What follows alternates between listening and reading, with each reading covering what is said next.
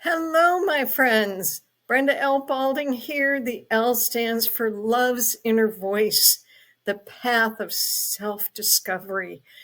And so happy that you are here today for this wonderful show. Coming up is a beautiful lady who's sitting in Aloha, Hawaii, and we're going to be talking about grief and how we can navigate our journey toward happiness, because that's where we all want to be. Before we begin, let's do our heart breathing, and I will walk you through it. Take a nice, deep, short breath, long breath. Count of 3 or 4, whatever's comfortable for you, through your heart, into your lungs, down into your core, and just hold it there for a second or two. And as you breathe in light and love. And as you breathe out anything that you want to let go of right now. You can always take it back. Let's do that 3 or 4 times to some lovely music. Breathe in. Hold it for the count of 3 or 4. And breathe out anything that you're ready to let go of. Just notice how your body responds to this. And how calming this is for your body and your mind and your emotions. For me, it helps me notice them better. Couple more breaths.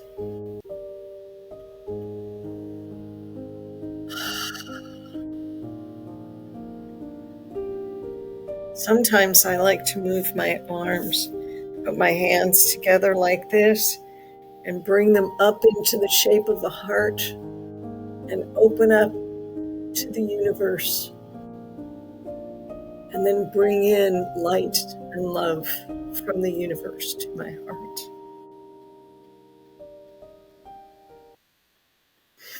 What a blessing to have you all here today to join me in welcoming Emily. And like I said, we're going to be talking about grief and navigating your journey toward happiness. And she's going to give us 3 writing practices to assist you on your grief journey. So stay with us. She also has a free gift for you, which we'll share later on. Emily Thiroux Threatt, or Threatt. She's gone through the experience of poor health leading to the deaths of 2 husbands, as well as the many family members and friends. She has much experience in the grieving process and has learned to face life with love, optimism, and joy and happiness. Her books, The Grief and Happiness Handbook, and Loving and Living Your Way Through Grief. It's sort of like honoring our grief and honoring our feelings. And if we have a thumbnail that we can show, that would be great. And her books help us provide guidance for navigating the ups and downs of the unfamiliar territory of grief. She is also the host of a Grief and Happiness podcast, of which I was blessed to do a show with her to talk about some of the body grief that I've dealt with. We'll talk about that later. And she's the CEO of the Grief and Happiness nonprofit organization. Emily has kept journals and written to express herself most of her life. She earned a master's degree in English with a concentration in writing, which led her career to teaching writing at the university level for over 30 years, including being a pioneer on outlining education and writing university textbooks. She naturally turned to writing to deal with her grief. She also is teaching those dealing with loss how to use writing to deal with their grief. Welcome, Emily. I am so blessed to have you join us today. Here. So good to see you. Oh, thank you. It's good to see you too. I enjoy talking to you. Tell us how writing has helped you deal with your grief. Well, frankly, I don't know what I'd do without the writing that I've done. I've had two husbands die, and one was hard enough, and I didn't expect the other one to come quite so soon. I was married to Jacques for 22 years, and then was with Ron and married for 10 years. And I really didn't expect either one of them to die. I knew Jacques was going to go before I am because he was much older than I am, but it still just didn't seem like we had enough time together. And being by myself after that, I had never lived by myself in my life. I went from parents to being married, and was a new experience for me. And I just plain didn't know what to do. And so I spent a lot of time just by myself, not doing anything. And the more I thought about it, the more I thought, well, I teach writing. I should be practicing some of what I teach.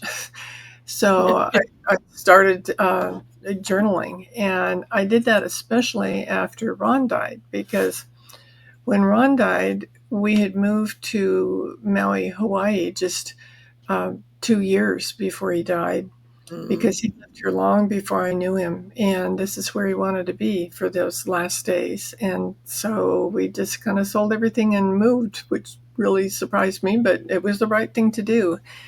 And I'm so glad to be here now. But after being here 2 years and having him transition, then it's like, wow, now what do I do? Because I really didn't know that many people yet and wasn't that familiar with the island or the culture yet. So I started writing, and I wasn't writing for anybody else to read. I was just writing for me.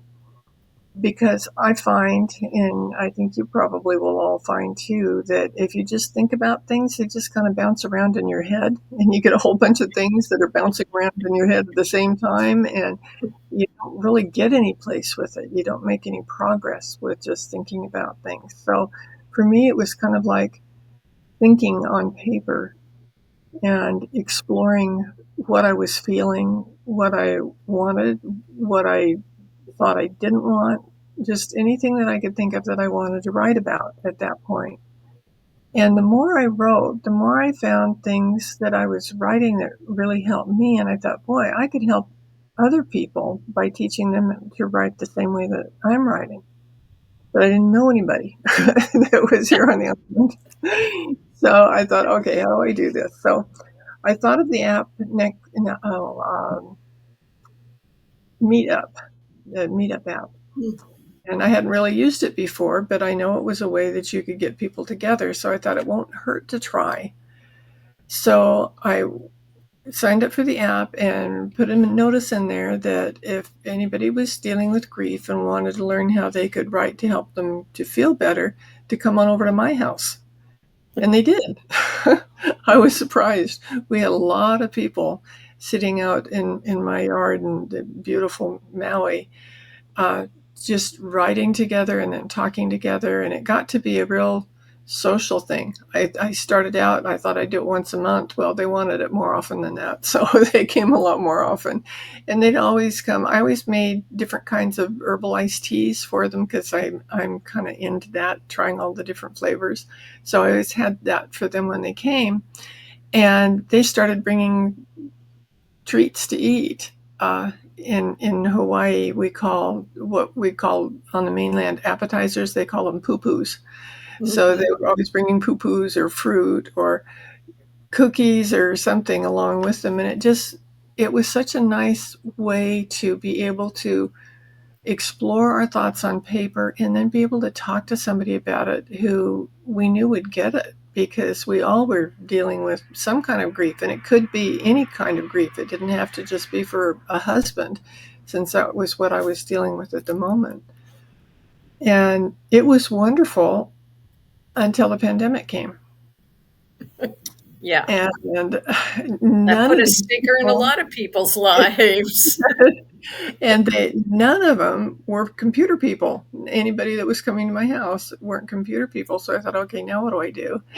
So I thought, well, I started it once, I can start it again. So I started doing it online, and I got a group going online with a whole new group of people. And we do the same sort of thing as we did here at home. And that really helped. And in the meantime, several months after Ron died, a dear friend of ours on the mainland just died. He wasn't ill. He was a lot younger than we are. And I was really concerned for his wife, because at that age, she wouldn't have thought about, what do I do if my husband died? Because she just wasn't the age where you start thinking about that sort of thing, though we all should be planning in advance like that. Anyway, I wanted to help her, because had I been still where I lived on the mainland, I could have walked to her house and taken her casseroles and held her hand and all the kinds of things that I would love to have done. So I thought, I'm going to personally write her every week for a year, and tell her in each one of those notes that I wrote her something that she could use to help her deal with her grief. And when I thought of that, I thought, well, this sounds like a good idea, but 52 is a lot. I better see if I can make a list of 52 things first. So I did. I was able to write 52 different things that I had dealt with between my two husbands and other griefs that I had been dealing with. I could find that many different things that I felt would be helpful to her. And I ended up with more than 52, actually. And as I was looking at it as a writing teacher, I thought, this is an outline for a book. So that's where my books came from. My two books each have 26 chapters. So each one of those chapters is based on one of those cards that I wrote to her. And that helped me so much to deal with grief. And I've had she was thrilled when my book launched. It was during the pandemic, so we had people do little videos to be on the book launch that we did online. And she was sitting in her backyard, and she picked up her hands like this, and she had all 52 cards that I had sent her in her hands. And she said, I keep them by my bedside, and I can pull them out when I want to, so that it helps me. And she was so thrilled with that. So I knew at that time that I wanted to get the cards published so more people could be able to take advantage of it. So I finally did, and I have the cards available now, and they're really special, because they not only have what I wrote for a week, and it doesn't have to be any particular week. It's 52 different topics. But living on Maui, I love to go for walks, and I always have my phone with me, and I could take really good pictures with my phone. So on the other side of each one of the cards, there's a beautiful card picture that I have taken here, and mostly of beaches and flowers. The flowers here are fabulous, and Yes, they anything that are. I saw that was Hawaiian. And people have said that helps them so much too, that they really enjoy the cards too. So that's how I got started in all this, and how writing through grief has helped me so much. I'm grateful to be able to have a way to help others. Well, thank you for your story. And I know when we talked and I did your podcast, I had shared with you some of the grief that I had just identified second to the being in a 12-step program and really looking at my body.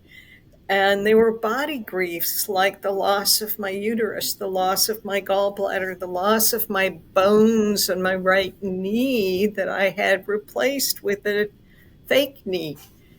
And all of a sudden, I realized I've lost those body parts and I've never grieved them.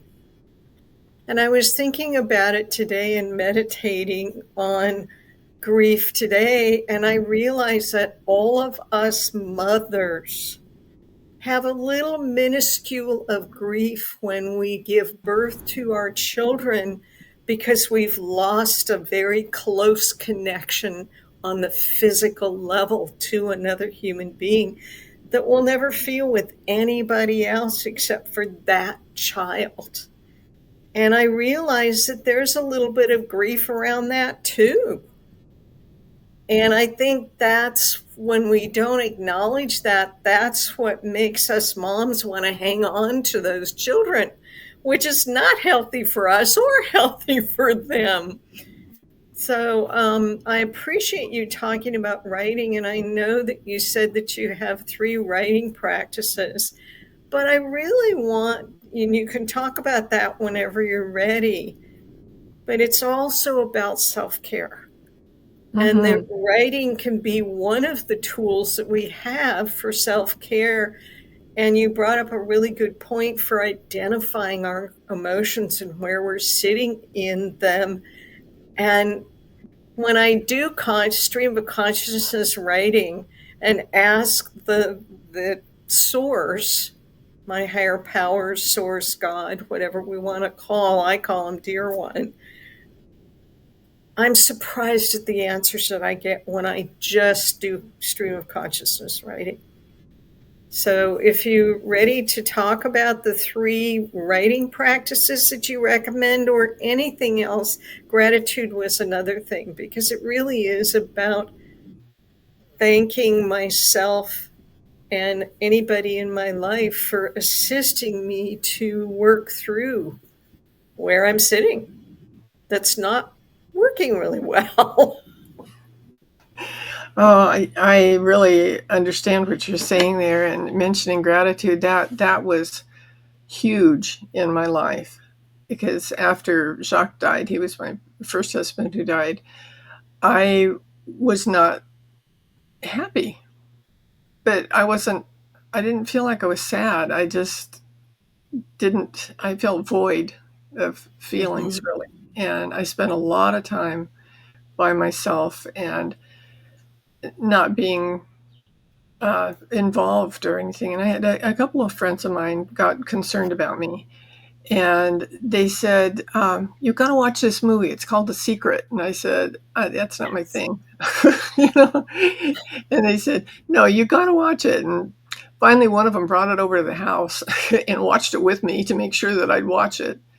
And at the end of it, it suggested that you write down 10 things you were grateful for. And my knee jerk reaction was, my husband died. I don't have anything to be grateful for. And I thought, okay, I need to think about this because I'm not getting any place with that attitude. So there must be Nope. something that I'm grateful for. So let me try. So I started writing, and I got to 10 things easily that I was grateful for. And I was surprised. So I kept writing, and there kept being more and more gratitude. And I was like hooked on it. I'd be Yep. standing in the line at the bank and have to pull a receipt out of my purse so I could write something on the back so I wouldn't forget it. So I finally got a little journal to keep in my purse too, so that I could write things down. And from then on, I have the habit, and you mentioned 3 things to do with writing. I write my gratitude every single day, and I Me write at too. least 3 things, and I have no problem coming up with 3 different things every day. And you wouldn't think there were that many things in the world to be grateful for, but there certainly are. And recognizing that is a big part of your self-care, which is the number one thing you need to do when you're grieving is do self-care. Yep. And I love my gratitude practice. And a little extra that I do in addition to that is after I write my things that I'm grateful for, I write something that brought me joy the day before. Now, a lot of times you can probably think, well, I didn't do anything in particular that day. When you start writing something that brought you joy the day before, every day you're going to have something to write about. And what that does is kind of ensure that you know that you're going to have something that's going to bring you joy every single day. And that's a great part of self-care too, and a great way Yes. writing to help you. Yes. Beautiful. So that's two. Okay. and that Gratitude and joy. Gratitude and joy. and that making them a daily practice is really a big deal, not just occasionally. And I sometimes will sit down and write about things that I'm grateful for in addition to that because something cool happens that I don't want to forget, and I want to include that too. So journals are really important. Really, hang on to a journal and write in it every day. Now, the other one that I want to share with you, the other practice that is very special to me, and I've had incredible results with it, was one day I was missing Ron very much. It was just one of those days that was hard. And I was wishing that I could just talk to him. And I thought, well, I can write him a letter. And Yes. so I did. And I wrote him a letter, and it was a pretty long letter because I hadn't talked to him in a while. And I was telling him the kinds of things that I would have talked to him about had he been sitting next to me. And at the end of the letter, after I signed it, I took a breath and I wrote another letter. And I wrote that letter from him to me, not having any idea what I was going to be saying. And I just let it flow. And I was amazed at his answer to me and how it fed my soul. It was exactly what I needed to do. And it really changed my grieving considerably. So I incorporated that into I don't do it daily, but I do it whenever it's a time that I need to. I'll have a special memory come up. I do it with anybody that I've lost and write somebody I'd like to talk to. Somebody like my grandmother who died when I was 13. I got the best letter back from her. Things that we didn't get a chance to talk about when we were in person together, but we got to communicate like that. And if I have a question that comes up about something, I said, I know you know the answer to whoever it was that I'm writing to. So what should I do? And I always get an answer. And it's so incredibly helpful. It's my favorite thing. I do it like for birthdays, anniversaries, holidays, just being in a special place to us, whoever it was that would remind me of things, and I'll write about that. So you can use it in lots of different ways, and you can keep even a separate journal just for letters, to and from letters in that journal, so that you can refer to that when you need some comfort. And that's a way of self-care, is going back and reading those letters that your loved one wrote to you. Hmm. And it truly is. Thank you for sharing that, Emily. That just touched my heart two or three times. And that's really our loved one and the divine as a team responding to whatever it is that we need. In my experience, one of the things I have is I have a 5 year scheduling calendar that has 2-inch squares, and I have it next to my bed so that I remember to write my gratitude every day. I have tremors, so writing is difficult for me and sometimes not real readable. So when I want to do stream of consciousness writing, I get into Word and I hit the microphone and I just talk. And to me, that's just as good as writing. And yes, some of the words come up like gobbledygook, And that just gives me laughter and joy and all of that because I can go in and change it. Some of them I use as a beginning or a part of a book that I'm writing. And I just never know what's going to come if I'm open. It's such a gift to just blah. Mm-hmm. Whether you're doing it writing, sometimes I'll take my acrylic paints or my colored pencils and I'll just do something on a canvas or on a piece of paper that's just what I'm dealing with at the time, and it doesn't have to have words. Absolutely. I do. I really believe in creativity for dealing with grief. Also, I Hmm. do lots of different things. I've discovered a lot of things that I was surprised about. For instance, my whole life I wanted to draw. I'd look at drawings and see things that other people had done and thought, oh, that's so cool. I wish I could do that. But I had somehow convinced myself that I didn't have that gift. We're really good Yeah. at that, aren't we? Yeah, yeah, we are. And we need to stop. It doesn't serve us Yeah, to do convincing that. ourselves we can't do something when, in actual fact, if we give it a go That's and right. leave comparison out of the picture, That's right. Right. It doesn't have to be anything. Well, however it turns out is how it was supposed to turn out. right?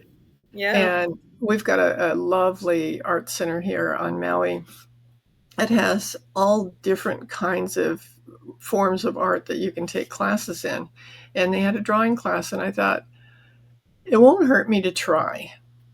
right, I can just go and experiment. Nobody has to see anything that I do. I can just go and maybe meet some new people, and it's a beautiful place to go for a class. So I went.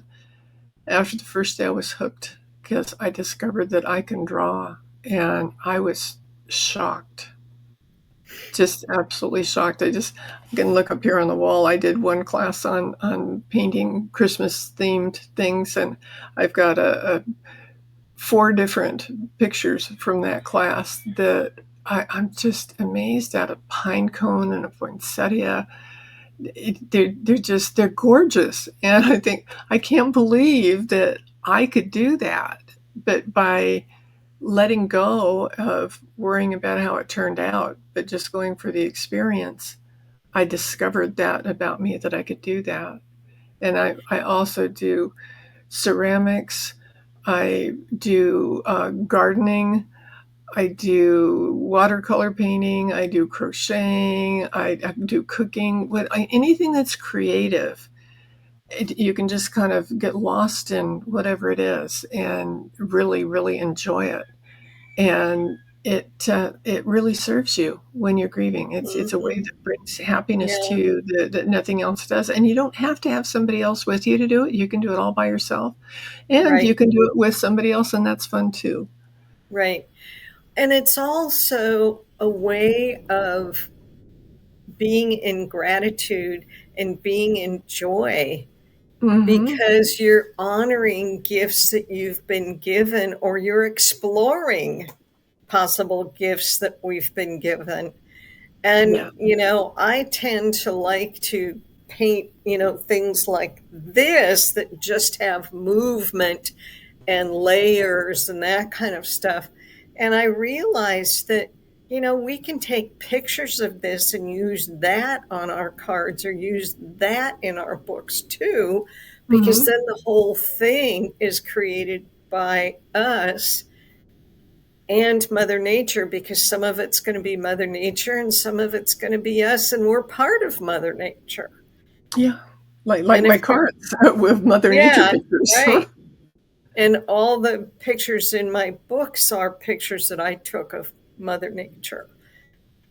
To me, because we're all part of, that's where we can also get our relief Mhm.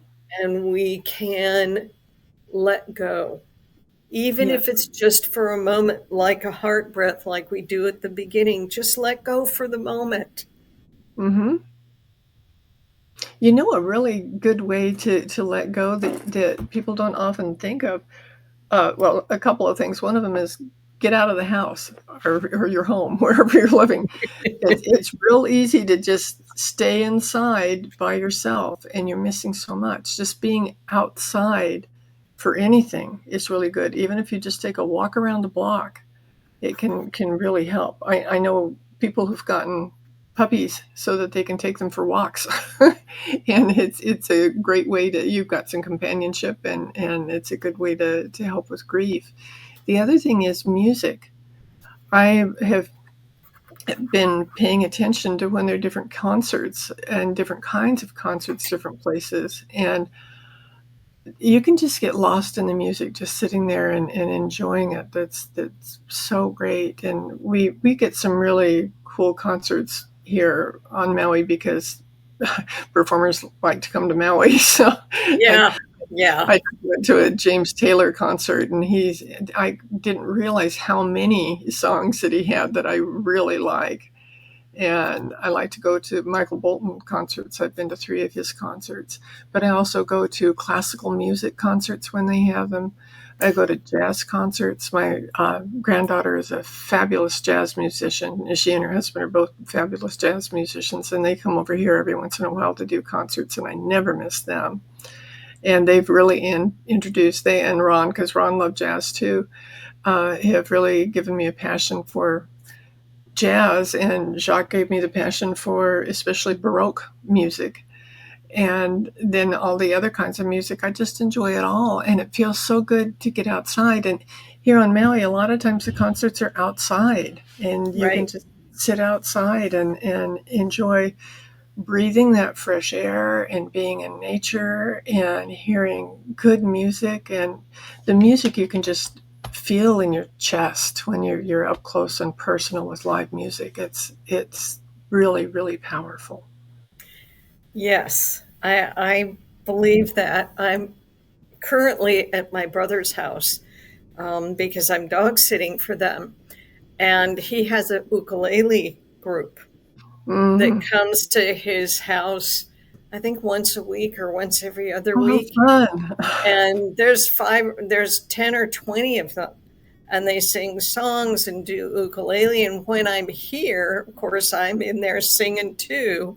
But when I'm at home, I'll put music on, or sometimes I'll just dance around the house with, I have some red maracas, and I'll Mm. dance around the house with my red maracas going to town and just, moving and grooving just to my own music.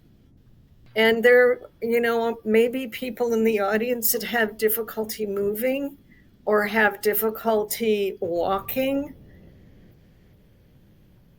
It's easy to open a window and smell the outside air and just close your eyes and be outside. Because Hmm. sometimes I've had to do that after my knee surgery when I couldn't do that. And just putting on some music, and a lot of times I'll just sit in my chair and go back and forth, and I'm a tree and all of that because I'm moving and I'm being part of, even, and I live alone, and I still feel part of when I do that kind of thing. Oh, yeah. That's wonderful. I love that. Any kind of movement, any kind of experience that you can get where you're using your body to do it is Yep. great. Another thing that you reminded me of when you were talking about the ukulele, of course, a lot of that here on Maui, but Right. we A lot also of have it in Hawaii. Yeah. we have lots of hula. Hula is so incredibly beautiful, Hmm. and there's so many different cultural things that see what's cultural in your area that you can enjoy. I love. I can remember being in Santa Fe, New Mexico, and they had some sort of just happened to have some sort of Native American festival going on, and they had these little tiny kids all dressed up in their regalia. They were so proud of themselves, and they were dancing and very serious about it, and their whole families were dressed, and beautiful, beautiful things that they wore, and it was such a neat experience. So going different places and having different foods trying different foods from different cultures, and talking to people that maybe you've never talked to somebody from those different countries before. Right. That's another way that's really great to open your horizons. Yes, it is. And one of the things that you mentioned is taking care of ourselves first. Now, Hmm. a lot of Absolutely. people think that that's selfish, Mm-mm. and it depends on the intention that I have or that we have in the care that we're taking. If it's about me, and I'm first, and I need to do this because I'm the best and all of that, that's an intention that is not going to be really beneficial to anybody.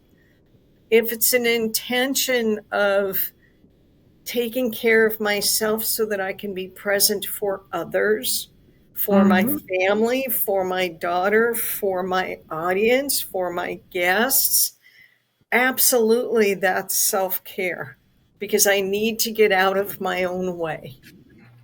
That's absolutely right. That's a phrase that I use all of the time to get out of your own way. Yep. And it's we all hear that thing about putting the oxygen mask on yourself first. If you don't take Right. care of you, you can't do anything for anybody else. Right. And it's so wonderful to do that. And I like when Ron was dealing. One of the problems that he had was renal failure, and they said the best diet that he could be on would be a vegan diet. Well, Jacques also had renal failure, and they put him on a renal failure diet, which is the worst diet in the world. You can't eat anything that you like at all, and you essentially can eat white beans and not much to go with that. And I knew that Ron didn't want to live that way, and it just broke my heart when we were trying to feed Jacques in a way that he just hated. And so Ron started looking up all things about vegan diets, and he found this course that I could take online to become a certified vegan chef. And so Cool. he got the course for me, and I am a certified vegan chef.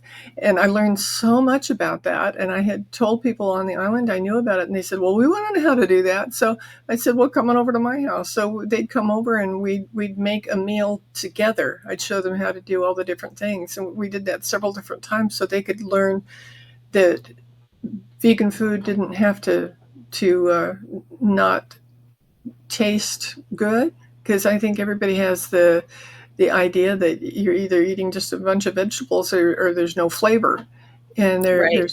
certainly Or it's is. cardboard. Yeah, yeah. One of the very favorite things that people had that I made, and they kept going, I got to have that recipe because I have to fix it at home, was for a chocolate pie that was made with tofu, and you'd never knew there was tofu in it, and it was such a fabulous flavor to it that people just loved it. And they were also surprised when they would eat the vegan food that we made at my house, because they said, "But it tastes good." Right. So Right. my granddaughter that I mentioned, uh, we told them about what Ron had done with this, and fed them vegan food while they were here visiting us, and they got into it, and now all they eat is vegan food, both of them, and they've since had a baby, and their baby is being raised vegan. And I'm real proud of that, because that's all from my inspiration, to have them see that vegan food can taste good, and it's a way of taking care of yourself. It's a very positive thing to do for you to be healthy, because if you're not eating things that serve you, it can. I've seen lots of people in grief either gain a ton of weight or lose a ton of weight, and neither one of them's healthy for you. Right. And it's very important to take good care of yourself. Yes. One of the things, and I just said yes, and that's one of the words that you really use a lot. Be open to saying yes. Saying Hmm. yes to, I'm in grief. Saying yes to maybe sitting down and writing. maybe sitting down and drawing or painting or creating a gratitude list, saying yes to letting go by going outside, by listening to some new music or music instead of the TV, and getting out of your own way. That's right. And, saying yes to ourselves, there's nothing wrong with it. And yet our society says, oh no, that's selfish, that's self centered. And I'm going, really? Not in my lexicon. When it's, I want to be present for everyone in the moment. And the best way I can do that is to take a breath, a conscious breath, and take care of myself in that moment so that then I can be there for you, the audience, for you, Emily, for Yana, my VA, that's doing a wonderful back room work in this show, and for anyone else that needs to hear the message of yes, we're worth it. One day at a Absolutely. time, one breath at a time. And I understand you have a free gift for people, Yana. If you could put that information up, that would be great. Tell us about it, Emily. Well, we've talked a lot about journaling and things you could write in your journal today. And this is a guide to get you started. It's a week's worth of different things to use for journaling that you can do. Doesn't cost a thing. All you need is a pen and something to write on, or type on, or dictate into, however you'd like to do it.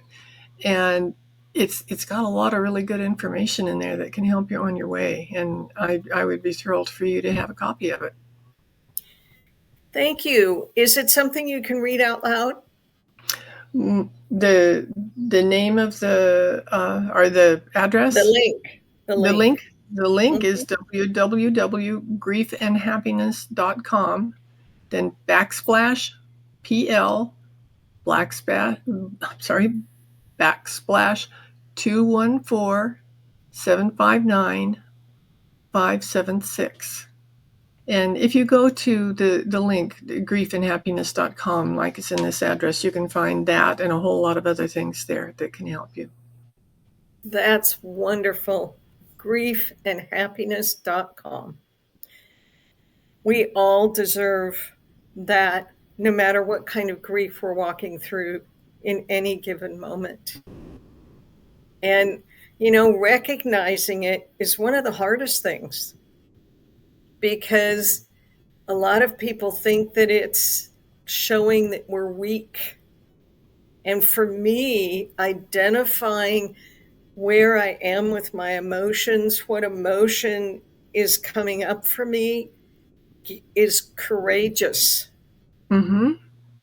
because then I can learn from it. Thank you so much, Emily. Remember www.griefandhappiness.com for a free gift from Emily, and to contact her if you'd like to. Thank you so much, Emily. I really appreciate you and the time that you spent with me. Thank you. Blessed Thank you for be. the opportunity. Blessed be. Thank you. Oh my, what a gift Emily has been. And do we have a little show about the show I have coming up, on a little video? We have John Freedom coming up this Thursday. And after this Thursday, you can see his show anytime on my TV show, Love's Inner Voice. Do we have that video, Yana? Please. It's great to be here. Yes, somatic self-care refers to methods for caring for our minds and bodies using breath and movement and mindfulness. These are mindful movements. Yeah. And just as we need, for example, we need to bathe and brush our teeth every day. So in my opinion, we need to practice positive self-care every day. And as you know, a lot of folks spend their days sitting at desks and staring at screens for hours and hours. And this is bad for our posture, our breathing, and health, but it's also very stressful. And then what happens when we stay in the same position all the time, we lock these patterns of stress into our muscles and soft tissue, and they can become chronic. So we need to be proactive and practice somatic self-care to interrupt these patterns of stress and replace them with, healthier patterns of, breathing and feeling being alive.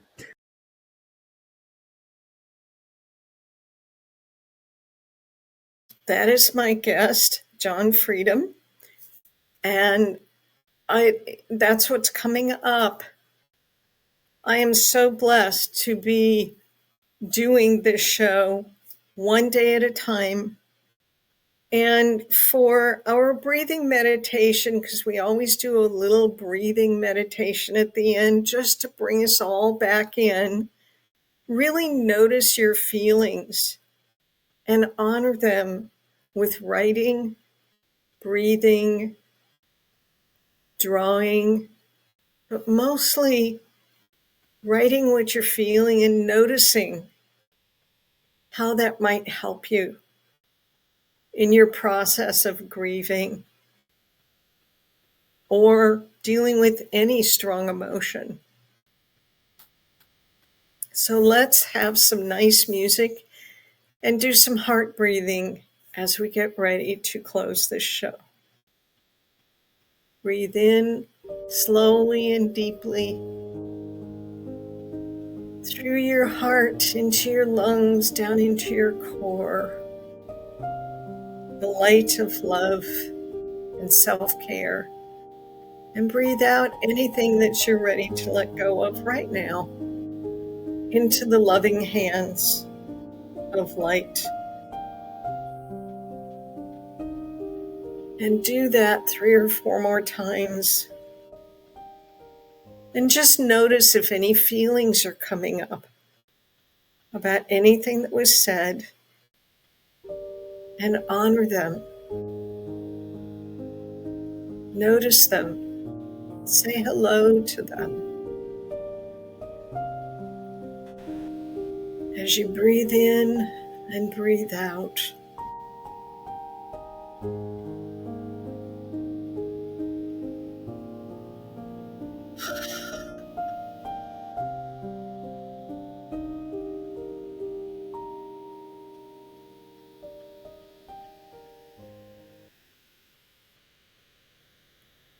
So your assignment for this week is to continue breathing. Do some conscious breathing when you think about it. Notice any feelings that are coming up, especially if it's around grief. Honor and then write about them. And then let go. Learn from them and then let go. And Emily has a free gift for you, writing guidelines. So please go online and get your free gift at griefandhappiness.com. And it's Emily Thiroux Threatt. Thank you so much for being here. And we have someone coming up in a week or two on empathy and bringing empathy into our life and learning how to do that. And another creative artist, because we can never have enough creativity in our life. At least I can never have enough creativity in my life. Thank you so much for being here, dear audience. I look forward to seeing you again on Thursdays at 4 p.m. Pacific time on I Have Today TV Network, E360 Live TV. My show is also shown on Facebook at that time. So please join me. And with that, I'll say adieu. Blessed be.